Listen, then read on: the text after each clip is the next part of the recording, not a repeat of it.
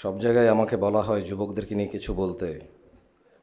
আমার কাছে মনে হয়েছিল আমি বুড়ো হওয়ার পরে বলতে পারবো যে ভাই, মানে আগে তো যুবক সময় পার করতে হবে, আমি নিজেই তো এখনো অত বেশি বুড়া না। তো মাঝে মধ্যে ভয় লাগে, ইয়া আইয়ুহাল্লাযীনা আমানু লিমা তাকুলুন মা লা তাফআলুন, যে হে ঈমানদার তোমরা কেন এমন কথা বলো যা তোমরা নিজেরা করো না। ভয়টা কোথায়? ভয়টা হচ্ছে যে কাবুরা মাকতান ইনদাল্লাহি আন তাকুলু মা লা তাফআলুন। ভয়টা হচ্ছে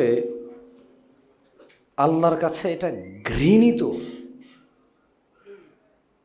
বর্বর, যে তুমি অন্য কাউকে কিছু বললা অথচ নিজেই সেটা করলা না, বা অন্য কাউকে কিছু নিষেধ করলা অথচ নিজেই সেটা করলা।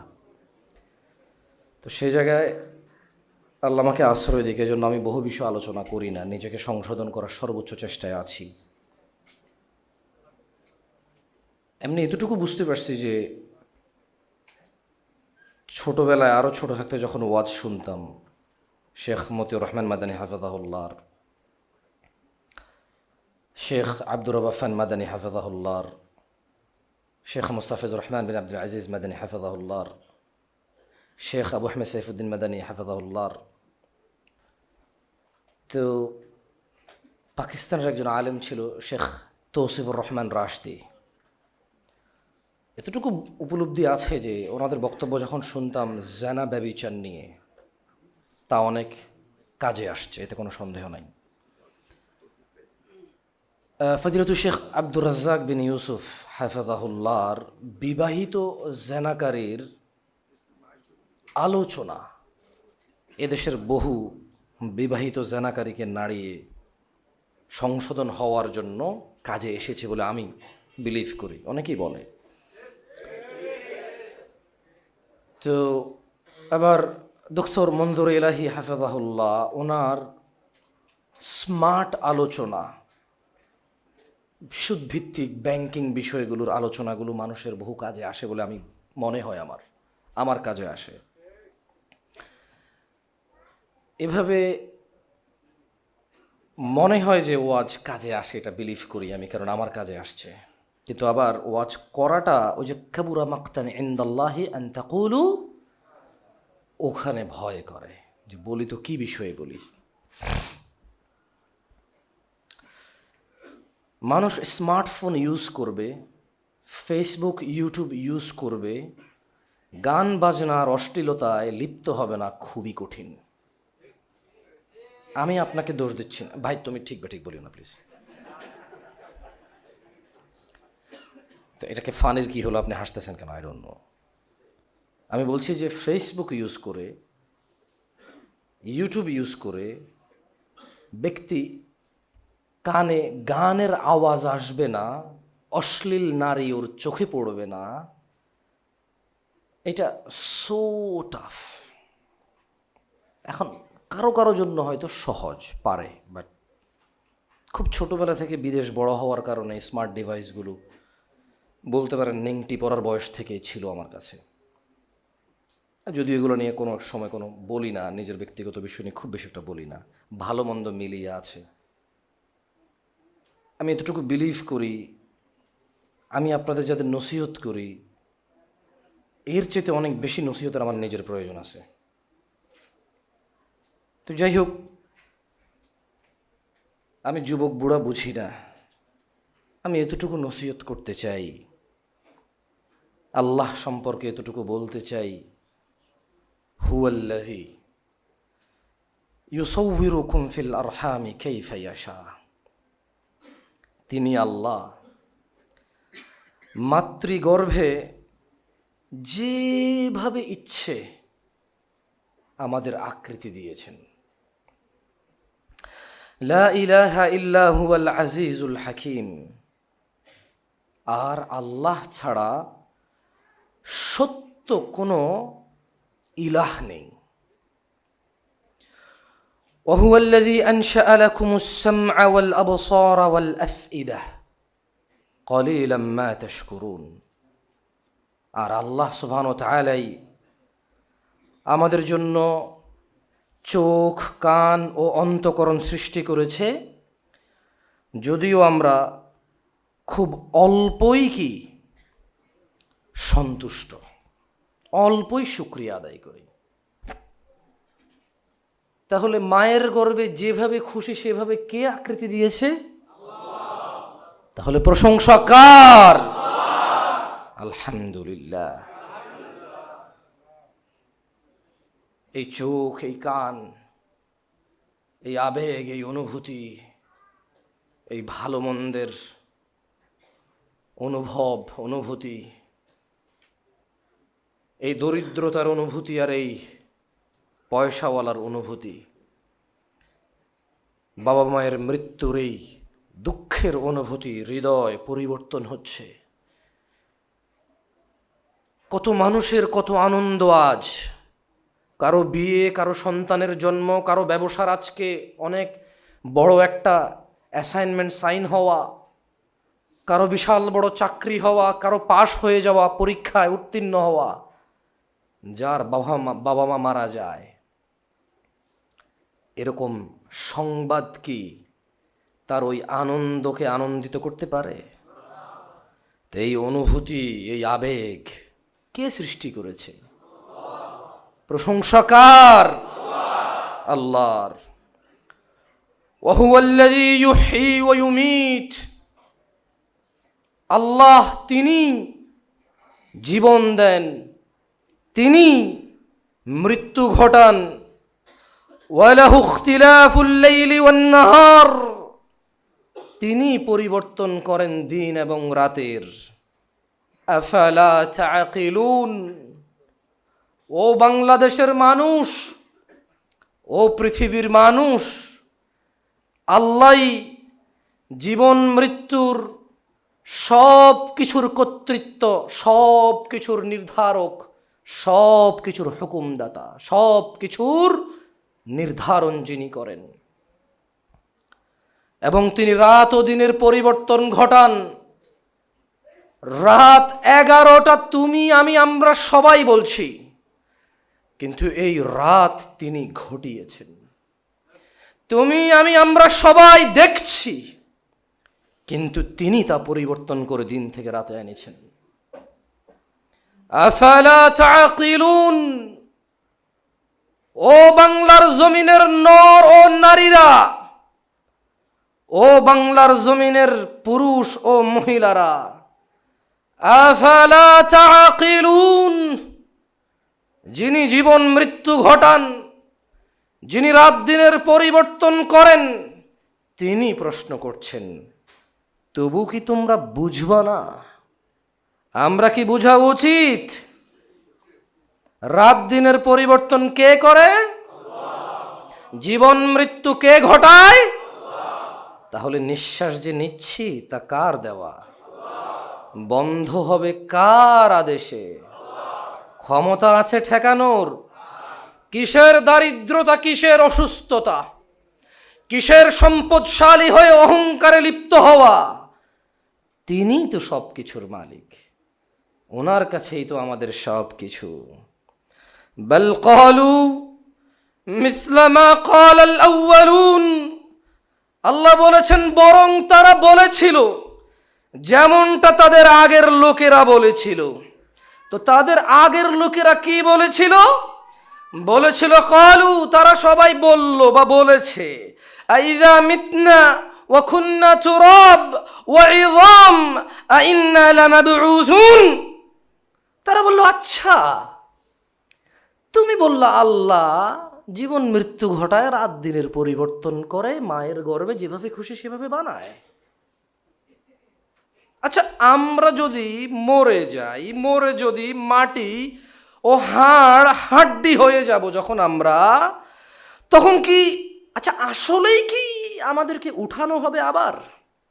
ইজ ইট, মানে এটা কি হতে যাবে? মরবো, মাটি হয়ে যাব, হাড্ডি গুড্ডি যা আছে সব মাটি হয়ে যাব, মিশে যাব, নিশ্চিহ্ন হয়ে যাব।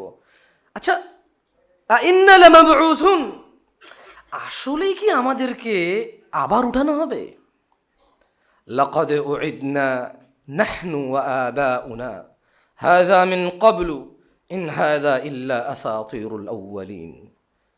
এ বিষয়ে আমাদেরকে ওয়াদা দেওয়া হয়েছে, আর অতীতে আমাদের পূর্বপুরুষদেরকেও। এসব তো পুরনো যুগের কথা। আমাদের এই যত আগে নবী রাসূল আসছে, বাপ দাদা 14 গোষ্ঠী সব বলে গেছে যে মরলে আবার উঠতে হবে, আবার জিজ্ঞাসার সামনাসামনি হতে হবে, ফয়সালা হবে, জাহান্নাম জান্নাত আছে, একমাত্র বিচারক আল্লাহ। এগুলো তো পুরনো লোকের কথা, বাপ দাদারাও বলে গেছে, ওদেরকেও বলছে এগুলা। আমি আপনাদের বেশি কিছু বলবো না। আজ রাত 11টায় আপনাদের প্রোগ্রাম শেষ হওয়ার কথা ছিল। সো আপনারা ধৈর্য ধরে এখন পর্যন্ত বসে আছেন, আমি আপনাদের প্রতি কৃতজ্ঞ। আমি আশা করি আয়োজক কর্তৃপক্ষ আপনাদের প্রতি কৃতজ্ঞতা জ্ঞাপন করে অবশ্যই আল্লাহর কাছে তারা দোয়া করবে, হয়তো ফজরে অথবা এখান থেকে বেরোয়। আলহামদুলিল্লাহ 11টা পর্যন্ত বসতে রিকোয়েস্ট করেছিলাম, তারা এর সময় বেশি বসেছে। ইয়া আল্লাহ, তুমি তাদের জীবনের গুনাহ ত্রুটি ক্ষমা করে দিয়ে তাদের সংশোধন হওয়ার তৌফিক দান করো। আমি আপনাদের প্রতি কৃতজ্ঞ যে আপনারা এখানে বসে আছেন শোনার জন্য। কার কথা? শুনে কি হতে হবে? পরিবর্তন হতে হবে। আমি বলে দিই, এই পৃথিবীতে মানুষ খুঁজে পাবেন না যার ভুল নেই। আপনি প্রথম অপরাধী নন। You are not only sinner here. আপনি একমাত্র অপরাধী নন আজকের এই মসজিদের মজলিসে। আরো বহু অপরাধী আমরা আছি। আপনার পূর্বে কেউ অপরাধ করেনি এমনটা নয়, আপনার পরে কেউ অপরাধ করবে না এমনটাও নয়। তবে ভাই ও বোন আমার, আপনার পূর্বে বহু মানুষ অপরাধে নিজেকে ধ্বংস করে আল্লাহর সর্বোচ্চ রাগের সম্মুখীন হয়ে চিরস্থায়ী জাহান্নামে প্রবেশ করবে। তবে ভাই ও বোন আমার, আপনিও আপনার পূর্বে এবং আপনার পরে যারা অপরাধ বোধ করবে এমন বহু মানুষ নিজের অপরাধ থেকে ফিরে এসে ঈমান এনে পূর্বের সমস্ত গুনাহকে নেকিতে পরিবর্তন করে আল্লাহর রহমত দয়ার জান্নাতুল ফিরদাউসে প্রবেশ করবে। আপনাকেও সেই টার্গেট নিতে হবে। আপনাকে এবং আমাকেও সেই টার্গেট নিতে হবে, যেই টার্গেটে আমরা পরিবর্তন হয়ে আল্লাহর জান্নাতে প্রবেশ করতে পারি। আমি আর 5 মিনিট কথা বলবো। দেখেন এই 5 মিনিট আপনার কোনো কাজে আসে কিনা। আমি আপনাকে এমন কিছু বলতে পারবো না যে আপনি কখনো শুনেন নাই। আমি আপনাকে এমন কিছু বলতে পারবো না যে এরপরে কখনো শুনবেন না। আমার পক্ষে সম্ভব না। 1450 বছরে 114টা সূরা, 6200 সামথিং আয়াত, যা পুরো পৃথিবীতে লক্ষ কোটি মানুষের মুখস্থ করা আছে। Lakh crore crore million billion copy, hard copy মসজিদ মাদ্রাসায় মানুষের বাসায় বাসায় আছে। এমন কিছু থেকে নতুন কিছু, এমন কিছু থেকে এমন কোনো আয়াত আমি আপনাকে বলতে পারবো না যা আপনি কখনো শুনেন নাই। তবে আমি আপনাকে যেটা করতে পারি, আমার মতো করে প্রেজেন্টেশন করতে পারি। দেখেন আপনার আল্লাহর কিতাব এইভাবে এই থটে ভালো লাগে কিনা। তবে আপনার ভালো না লাগলো এটা ভালো। করলা যত তিতাই হোক, জিনিস ভালো।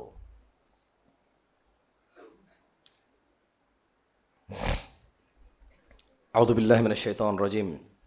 আল্লাহ সুবহানাহু ওয়া তাআলা কোরআনুল কারীমে বলছেন, ওয়ালাউ আন্না আহলাল কুরা আমানু ওয়াত্তাকাউ লাফাতাহনা আলাইহিম বারাকাতিম মিনাস সামাই ওয়াল আরদ ওয়ালাকিন কাযযাবু ফাআখাযনাহুম বিমা কানু ইয়াকসিবুন। আল্লাহ বলছেন যে জনপদের লোকগুলো যদি ঈমান আনত। কারা? না, বলবেন আমরা। কারা? কারা? আমরা। তো আল্লাহর কাছে তো আমরা জনপদ, কিন্তু এখানে আমরাই তো জনপদ। যদি তাহলে তাহলে কি আমরা বলছেন যে যদি তারা ঈমান আনত। কারা ঈমান আনত? আমরা। ওয়াত্তাকাউ, আল্লাহ ভীরুতা অবলম্বন করত। কার ভীরুতা? তো আল্লাহ বলছেন, কে বলছেন? লাফাতাহনা আলাইহিম, আমি আল্লাহ কি করতেন? তিনি বারাকাতিম মিনাস সামাই ওয়াল আরদ। তাইলে আমি আল্লাহ যদি এরা ঈমান আনত, যদি এরা জানা করার আগে বলতো যে আল্লাহ তো বলেছে আমি যদি জানা করি তাইলে জাহান্নামীদের রক্ত, পুজ, ঘাম এগুলো আমাকে খাওয়াবে, না না না, এটা আমার পক্ষে খাওয়া সম্ভব না। জানাকারী যখন জানা করতে যাবে, ওই যে দেখেন ওয়াত্তাকাউ, আল্লাহ ভীরুতা, কার ভীরুতা? ও যদি বলতো যে না এই মেয়ের সাথে তো কথা বলা যাবে না, ও তো আমার, না না না না, বিয়ে যেহেতু বিয়ে হয়ে নেই কারোর সাথে কথা বলবো না। কোন মেয়ে চিঠি পাঠাইছে, কোন মেয়ে ফুল পাঠাইছে, কোন মেয়ে মেসেজ দিছে, কোন বান্ধবী কোন বোনের কাছে কি পাঠাইছে, আই ডোন্ট কেয়ার, বিকজ ওর সাথে কথা বললে আমি মারা গেলে জাহান্নামে বহু শাস্তি আছে, আমার বহু অপরাধও আছে। এর মধ্যে যদি আমি জানা করি তাহলে একটা সমস্যা হবে যে আমার জান্নাতে যাওয়ার চান্সেস কমে যাবে, আবার জাহান্নামে গেলে আযাবের মধ্যে আমার জন্য আলাদা করে সমস্ত জাহান্নামীদের রক্ত, পুজ, ঘাম আমাকে খাওয়ানো হবে, অন্য কাউকে দেওয়া হবে না। আউযু বিল্লাহি মিনাশ শাইতানির রাজিম। ওয়াত্তাকাউ, আল্লাহ বলছে ও যদি আল্লাহ ভীরুতা অবলম্বন করত তাহলে কি হতো? ও যদি সিগারেট খাওয়ার আগে, গাঁজা খাওয়ার আগে, মদ খাওয়ার আগে যদি বলতো যে, মদ খাওয়ার আগে বলতো যে না না না, আমি ধরো জান্নাতে চলে গেলাম, আচ্ছা তওবা করে মরবো, গ্যারান্টি কি কখন মরে যাবো? হতে পারে ঘুমে মারা গেলাম, অ্যাক্সিডেন্টে মারা গেলাম, হঠাৎ মারা গেলাম, তওবা কি? লা ইলাহা ইল্লাল্লাহ তো বলার সুযোগ পাবো না। এখন যদি আমি নেশা করি, তওবা করার আগে মরে গেলে সমস্ত জান্নাতীরা মদ পান করবে, যেটাতে নেশা হবে না, আনন্দ অনুভব হবে, উৎফুল্লতা আসবে। I'm going to miss that thing on that day, even if I enter the Jannah.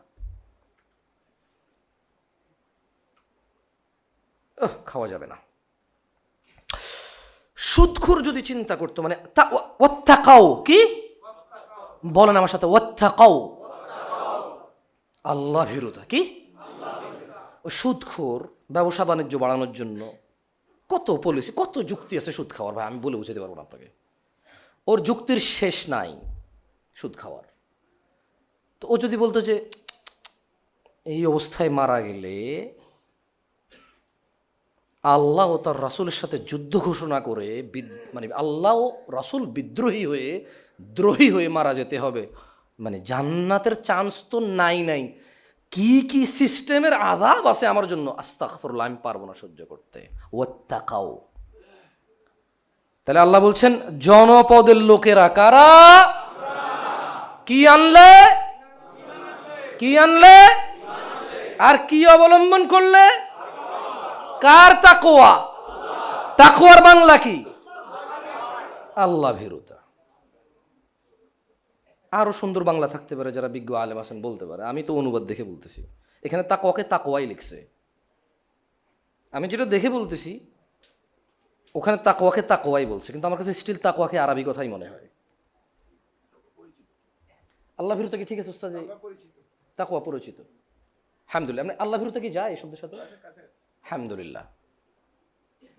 তাহলে আল্লাহর তাকওয়া যদি অবলম্বন করত, মানে আল্লাহর আদেশ ও নিষেধের পরোয়া করত যদি, ঠিক আছে, তাহলে আল্লাহ বলছেন যে লা ফাতাহনা আলাইহিম বারাকাতিম মিনাস সামাই ওয়াল আরদ ওয়ালাকিন কাযযাবু ফাআখাযনাহুম বিমা কানু ইয়াকসিবুন।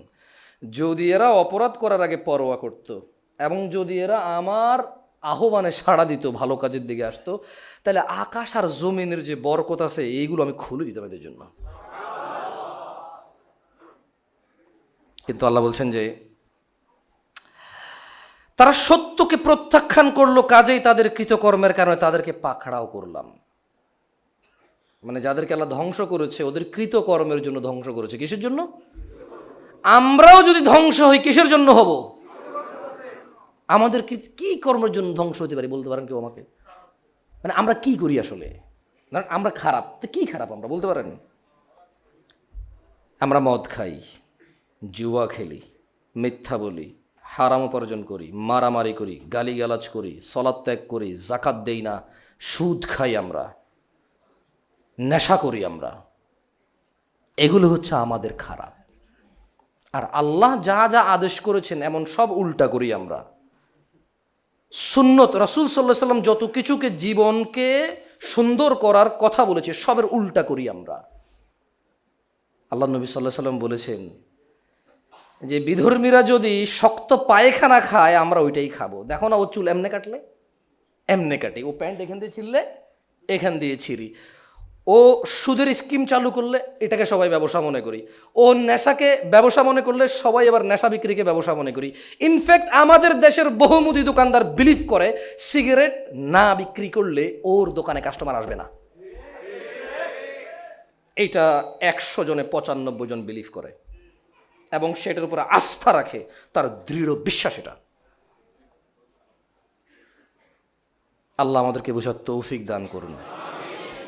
এখানে উপস্থিত অনেকেই আছেন যারা 5 ওয়াক্ত নামাজ মিস করেন হয়তো। আমি আমার বক্তব্য শেষ করব একটা অনুরোধ করে আপনাকে। দেখেন, আরো সুন্দর উদাহরণ থাকতে পারে, আমার জানা নাই, তবে হয়তো যদি বেঁচে থাকি, আল্লাহ তৌফিক দিলে, আল্লাহর কাছে তৌফিক কামনা করি, আল্লাহ তুমি আমাকে তৌফিক দাও যাতে আমি আমার ভাইদেরকে আরো বেশি করে বুঝতে পারি। তবে ইয়া আল্লাহ, ওদেরকে বোঝার জন্য আমাকে নিজেকে খারাপ হতে হবে এটা আমি বিলিভ করি না। তুমি যদি প্রজ্ঞা দাও, এতে আমার জন্য কল্যাণ রয়েছে। ওদের অবস্থান বোঝার জন্য আমাকে নোংরা হতে হবে না। ইয়া আল্লাহ, ওরা যে প্রশ্ন আমাকে করে, আমি যখন ওদেরকে পাল্টা প্রশ্ন করি তুমি এমনটা কেন করলা, ওরা যখন ওদের অবস্থান বলে, সেখান থেকে আমি শিখতে পারি তোমার প্রশংসা, যে ওরা আমাকে ওদের গোপন থেকে গোপন, ওরা ওদের বাজে থেকে বাজে অবস্থা নিয়ে আমার সাথে মেসেজে কথা বলে, এবং আমি সেখান থেকে জানতে পারি আমার ভাইরা কত অসহায় অবস্থায় আছে এবং কত নিম্ন পর্যায়ে পৌঁছে গেছে, এবং এই সমাজ, এই পরিবার কতটা দায়ী। ওই যে আমার বোনরা এখন 4 তলায় বসে আছে, ওয়াজ শুনছে আমার, ওরাই কিন্তু ওদের বাচ্চাকে ফজরে জায়গায় না 6টায় কোচিংয়ে জায়গায়। এই যে এখানে বসে এখন ঠিক বলছে, ওর নিজেই ফজরে ওঠে না, ও নিজেই ওর ছোট ভাইকে ছাড়া নিজে মসজিদে যায়। এদেশে ফজরের মসজিদ ঢাকা শহরের মধ্যে আপনি যাবেন, আপনি বুড়া ছাড়া জোয়ান পাবেন না। কেন, সব বুড়া গেলে কি একা একা থাকে? বৃদ্ধাশ্রম থেকে আসছে মসজিদে। এদেশের সব মুরব্বী কি ফজরে মসজিদে বৃদ্ধাশ্রম থেকে গেছে? ওর বাসায় কি কোনো যুবক ছেলে নাই? ওর কি কোনো নাতি নাই? ও তো একা একা গেল মসজিদে, বাকিদের কি হলো? বাকিরা কোথায়? এই ঠিক বলা আমার এই শিয়ুখা, আল্লাহ যাদেরকে বলছে বার্ধক্যে উপনীত করে, আমার এই শিয়ুখরা ফজরে যখন যায়, দুপুরে বুঝলাম ছেলে মাদ্রাসা স্কুলে, দুপুরে বুঝলাম ছেলে ডিউটিতে কাজ করে, ব্যবসা করে, ফজরে এরা সবাই যায়। বড় অবাক লাগে, তাই না? আপনার ছেলে যদি আগুনে পড়ে, এখন কোথায় পড়ে? এদেশে গ্যাসের সিলিন্ডার বাস্ট হয় মাঝে মধ্যে, কলকারখানা ফ্যাক্টরিতে আগুন লাগে, আমরা দেখি এগুলা। মানুষ দগ্ধ হয়ে হাসপাতালে যায়। যে লোকটা দগ্ধ হয়ে হাসপাতালে যায় ঢাকা বার্ন ইউনিটে, হোয়াট ডু ইউ থিঙ্ক তার পরিবার কি কাঁদে নাকি কাঁদে না? কতটা কাঁদে, কতটা কাঁদে, হাউমাউ করে কাঁদে না? আহারে, সন্তানের গায়ের চামড়া উঠে গেল, গোশত দেখা যায়, গোশত ঝরে পড়তেছে, তৈলাক্ত সন্তান, পুরো শরীর ব্যান্ডেজ করে মোড়ানো, ও কাঁদে না? এই বাচ্চাটাকে সে ফজরে বাসায় রেখে চলে যায় নামাজে একা, অথচ জাহান্নামেও কিন্তু একই আগুন রয়েছে। এই আগুন থেকে সে মুক্ত হতে পারে 1 সেকেন্ডে আল্লাহর ইচ্ছায়। কিভাবে? যদি সে আগুনে পুড়ে মারা যায়। যতক্ষণ সে পুড়ছে, কষ্ট পাইছে, মারা যাওয়ার পরে তার আর এই অনুভূতি নাই। মারা যাওয়ার পরে তার আর এই অনুভূতি নাই, তার গোশত পড়ে গেছে। মারা যাওয়ার পর তার আর মৃত ব্যক্তির এই অনুভূতি নাই যে তার মাংস ঝরে পড়ে গেছে। মারা যাওয়ার পর মৃত ব্যক্তিকে গোসল দিবে বা দিবে না, ফতোয়া থাকতে পারে এই সিচুয়েশনে, বাট আপনি ফতোয়া দিবেন, আপনি মানবেন, তবে ওর বডিতে কিছু যায় আসে না, ওর যায় আসে না। ওকে সম্মান করা, ওর যত্ন নেওয়া আমাদের স্বভাব ও গুনাহের বিষয়। ওর আর কোনো বিষয় থাকে না ওখানে। কি থাকে না ওর? তো এটাই আপনাদের অনুরোধ করব, মুসলমান কুফরি ও শিরকের মধ্যে পার্থক্যকারী কি? সলা। একটা আয়াত পড়ে শেষ করে দিই, খুব সুন্দর আয়াত। এমন কোনো খুতবা নাই শেখরা বলে না, এমন কোনো ওয়াজ নাই যদি দেখা যায় 1.5 ঘন্টা ওয়াজ করতে হবে তো ওখান থেকে শুরু করে, তাহলে একটু ওয়াজটা আগায়। কত কথা কইব? কোনটা? ইয়া আইয়ুহাল্লাযীনা আমানু, হে তোমরা যারা ঈমান এনেছো, ইত্তাকুল্লাহ, আল্লাহর তাকওয়া অবলম্বন করো। তো কিভাবে আল্লাহর তাকওয়া অবলম্বন করতে হবে? রোজার দিন রোজা আসছে, সাহুরি খাইতে ডাকছে, উঠে যেতে হবে ভয় কেন?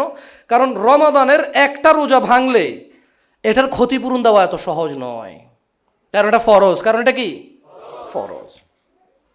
তো ও চিন্তা করতেছে যে উঠে যেতে হবে, উঠে গেছে। কেন? রোজাটা ভাঙা যাবে না, এটা ফরজ কে করেছে? এটা তাকওয়া। তো এখন ও নতুন বিয়ে করেছে রোজার 5 দিন আগে, ও নতুন বিয়ে করেছে, ওর বয়স 22-23 বছর। তো নতুন বিয়ে করেছে, বউ ওর খুবই পছন্দ হয়েছে, খুব পছন্দ করে বিয়ে করেছে। এখন রমাদানের 5 দিন আগে ও বিয়ে করেছে, 5 দিন পরে রমাদান। রাতের বেলা হয়তো ওর থাকার সুযোগ হয়নি বউয়ের সাথে, দিনের বেলা ওর খুব ইচ্ছা জেগেছে, ওর কাছে সুযোগও আছে, কিন্তু ও যাচ্ছে না বউয়ের কাছে। এই না যাওয়াটাকে তাকওয়া বলে। না যাওয়াটাকে কি বলে? তাকওয়া বলে। সিগারেট খোর রোজার মধ্যে সিগারেট খায় নাই কেন? রোজা ভেঙে যাবে। রোজার পরে বললো যে এইটা খেলে যদি রোজা ভাঙে তাহলে এটা খেলে আমার অন্যান্য লসও আছে, খায়নি। দেখেন, সিগারেট খোরের জন্য কিন্তু এটা তাকওয়া নয় যে সে রোজায় সিগারেট খাচ্ছে না, সে তো ভাতও খায় না, ভাত তো হালাল।